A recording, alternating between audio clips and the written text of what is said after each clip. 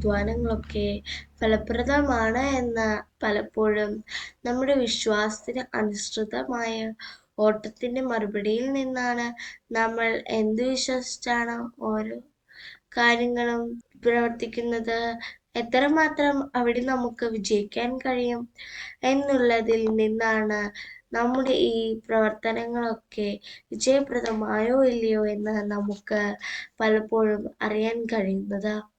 ഇങ്ങനെ തന്നെയാണ് അനുദിനം കഷ്ടപ്പാടുകളോട് കഷ്ടപ്പാടും സഹനങ്ങളോട് സഹനങ്ങളും സ്വീകരിക്കുന്ന മനുഷ്യനായ പൗലോസ്ലീഹ ഫിലിപ്പിയിലെ സഭയോട് പറയുന്നത്.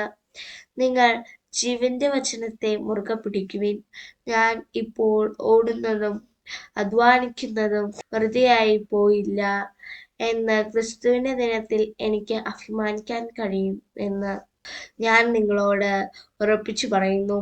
കാരണം എൻ്റെ പ്രത്യാശയായ കർത്താവിൽ നിങ്ങളുടെ ഉത്കർഷത്തിനു വേണ്ടി, നന്മയ്ക്കു വേണ്ടി ഞാൻ ചെയ്തത് ഒക്കെ നിത്യജീവനിൽ നിങ്ങൾ എത്തിച്ചേരാൻ വേണ്ടിയിട്ടാണ്.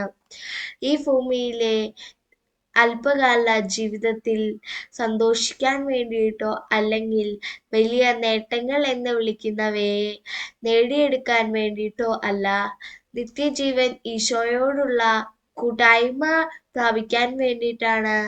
അതുകൊണ്ട് ഈ ഭൂമിയിൽ എത്രമാത്രം സഹിച്ചാലും അത് പ്രാവർത്തികമല്ല എന്ന് എനിക്ക് അറിയാമെന്ന് പൗലോസ്ലീഹ ഫിലിപ്പി 2:16 പറയുന്നു.